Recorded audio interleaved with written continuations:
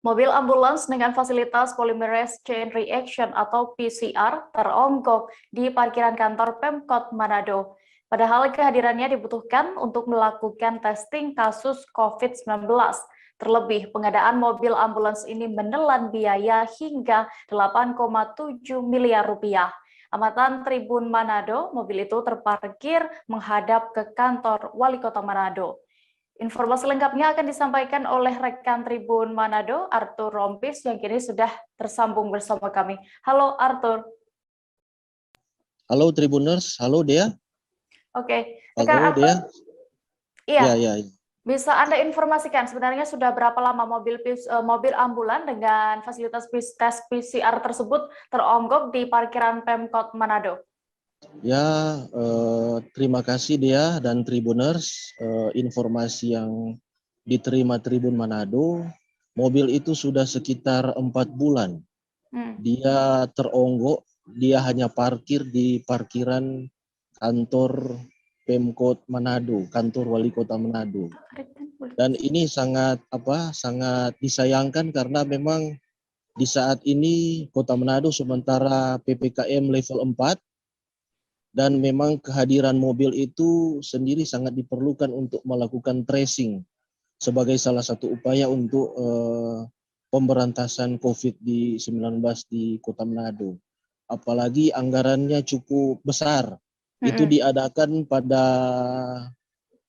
tahun lalu pada kepemimpinan sebelumnya dengan harga 8,7 miliar. Jadi itu hal yang sangat memiriskan terkait dengan mobil tersebut. Demikian rekan Dea. Oke, lalu apa sebenarnya penyebab hingga mobil miliaran rupiah itu hanya mangkrak di parkiran?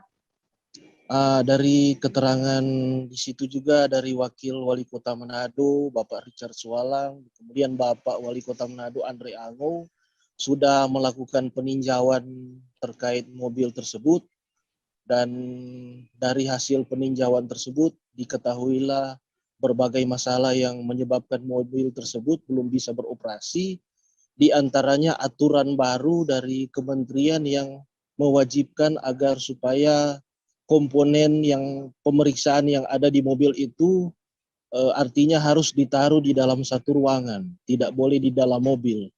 Kemudian ada juga faktor teknis lainnya yakni masalah ketersediaan regen. Jadi itu hal yang sampai menyebabkan mobil tersebut belum bisa dioperasikan sampai saat ini. Demikian rekan Dea.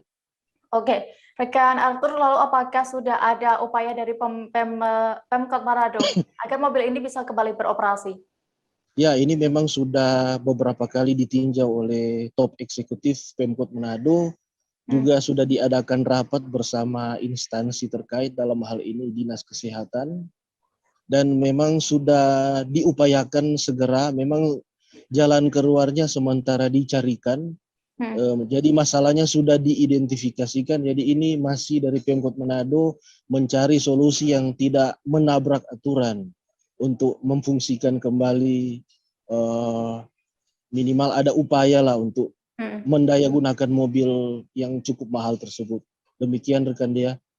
Baik, terima kasih rekan Tribun Manado, Arthur Rompis melaporkan dari Manado. Selamat kembali bertugas. Ya, selamat siang Dea. Terima kasih. Jangan lupa subscribe, share, komen, dan like ya.